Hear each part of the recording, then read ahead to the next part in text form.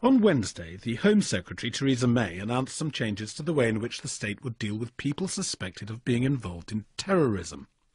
The previous 28-day detention without charge period was reduced to 14 days.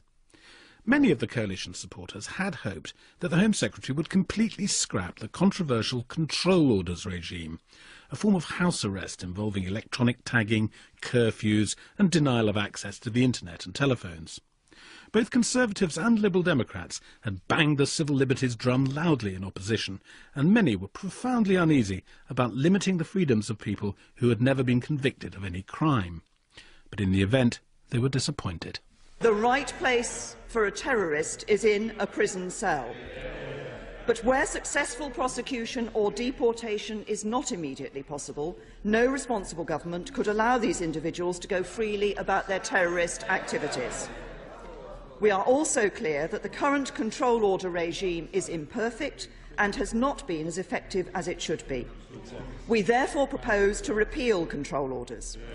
Instead, we will introduce a new package of measures which is better focused and has more targeted restrictions, supported by significantly increased resources for surveillance and other investigative tools.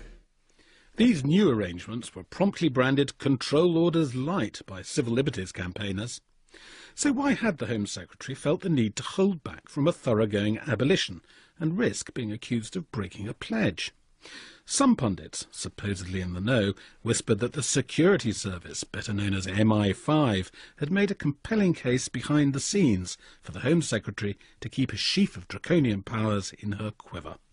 The backdrop to these security concerns is, of course, the phenomenon of violent political Islamism, something that's both global, as the bombing at Moscow airport reminded us this week, and local, in the sense that it impacts upon community relations at street level in neighbourhoods across the UK.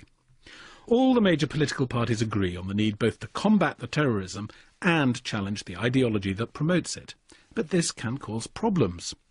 Last week, the Conservative Party chairman, Baroness Varsi, who is a Muslim, claimed that what she called Islamophobia had become socially respectable at British dinner parties. She compared the way people talk of Islam today with the casual anti-Semitism that was the social norm in Britain in the 1920s. And Lady Varsi went further, saying that it was wrong to talk about moderate and extremist Muslims.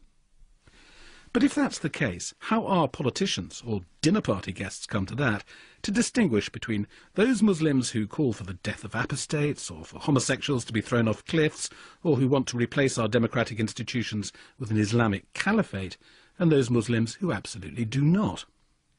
I consulted Timothy Winter, an Islamic studies scholar from Cambridge University, who is also known by his Islamic name Abdel Hakim Murad, and Douglas Murray, the director of the think tank, the Centre for Social Cohesion. Timothy Winter first. My view is that you can speak in terms of moderation and extremism in terms of highly politicised or quote-unquote fundamentalist readings of religion. So you can talk about extreme Islamists or moderate Islamists. But a moderate Muslim or an extreme Muslim as such suggests that you can have too much of religion, which really isn't what insiders want to hear. You can have the wrong kind of religion, but you can't have too much goodness or too much belief in God. Douglas Murray, are you happy with that? No, I have to say I was rather amused by Baroness Warsi's comments, because she seemed to miss the point, which is that the reason why people use the term moderate Muslim is precisely to caveat and make completely clear before saying anything else that the speaker believes that the vast majority of Muslims are indeed moderate and have nothing to do with the tiny proportion of extreme followers of their faith. One of the crucial things of what Saeeda Warsi seemed to be talking about the other day is this concept of Islamophobia. This word, this term, is a pollution of the language, because Islamophobia currently means everything from those people who do indeed dislike immigrants, as happens in every society in history, regrettably, and has to be tackled, but all the way through to perfectly legitimate historical criticism of Islam and of its central texts. Every single time this word is used, it pollutes the English language further. And I do wish that somebody in her situation had focused on the real problems we face, instead of spreading the blame, avoiding the issue, and ducking the big questions. Well, it's not a word that I like to use myself, partly because I think it's too polemical, harsh, judgmental, pathologizes those who take a particular view that, as you say, may well be based on what they take to be an objective scholarly assessment, rather than just xenophobia. I don't like the word very much, but I think that the point she was making is still a valid one.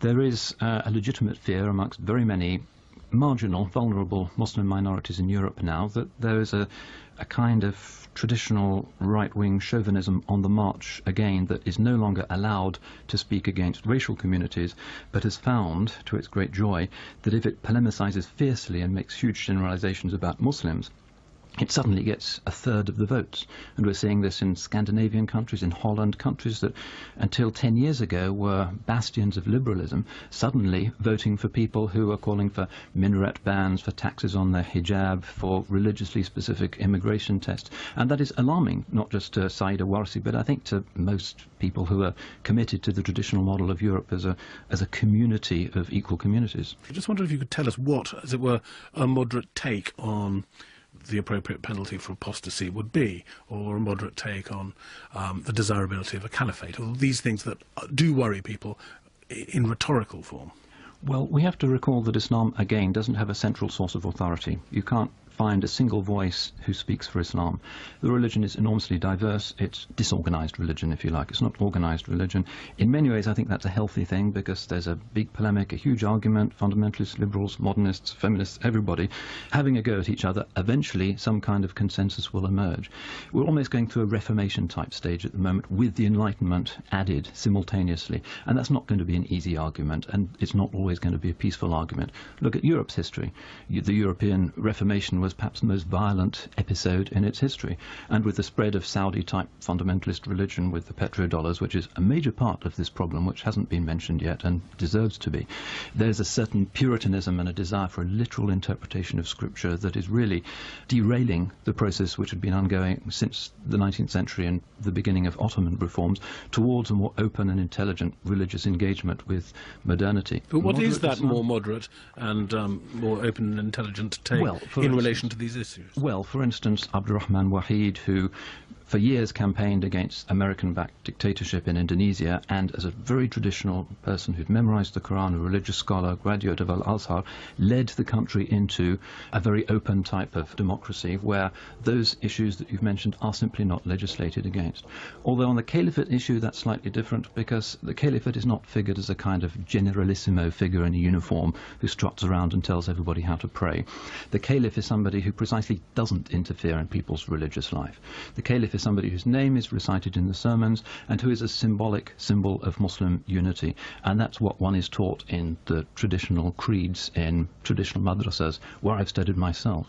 It's not this image of a kind of fascist Führer that is trying to rule the world. That's a travesty of the classical doctrine. Douglas Murray, could it be then that it's not only Islamists that are being too literalist in this view, that it could be their critics and opponents too? Discussing this is very often like trying to nail jelly to a wall. The question of apostasy you just asked. I mean, it is not nothing that the four main schools of Sharia and Sunni Islam continue to mandate the penalty of death for apostasy. I recently attended a seminar in Jordan, and the chief muftis of the various neighbouring countries were there. Everybody said maybe a custodial sentence, certainly not the death penalty. There's only one exception. Too kind. It still remains the case, as far as I'm aware, that the majority of scholars in these traditions and the leaders of these traditions continue to say this is the case. I hope very much that in the future more and more people will merely mandate a sentence of prison for instance, people who have freedom of conscience. But this comes back to the key issue, which you also mentioned in relation to what you say some Muslims see as the rise of parties they don't like in the West. The point is on this is that Europe has seen this before. We've been through this before. We've been through clerics trying to make grabs beyond their own domain. We've seen a continent torn apart by precisely this kind of thing, where you have to show me your cleric and I have to show you mine, and so on. And the reason why so many people are fearful, and the reason why I don't think it should be dismissed as merely right-wing, and in fact it isn't right-wing in many of these cases, is the fact that Europeans have a legitimate reason to be concerned with the fact that there is a drift within Islam today, which they see, rightly, I think, as growing, which is deeply intolerant of the premises of our liberal societies, and that we have to draw a line somewhere. We have to, at the very least, let people know who live in our societies and who are part of our societies what our societies will tolerate and where we draw the line.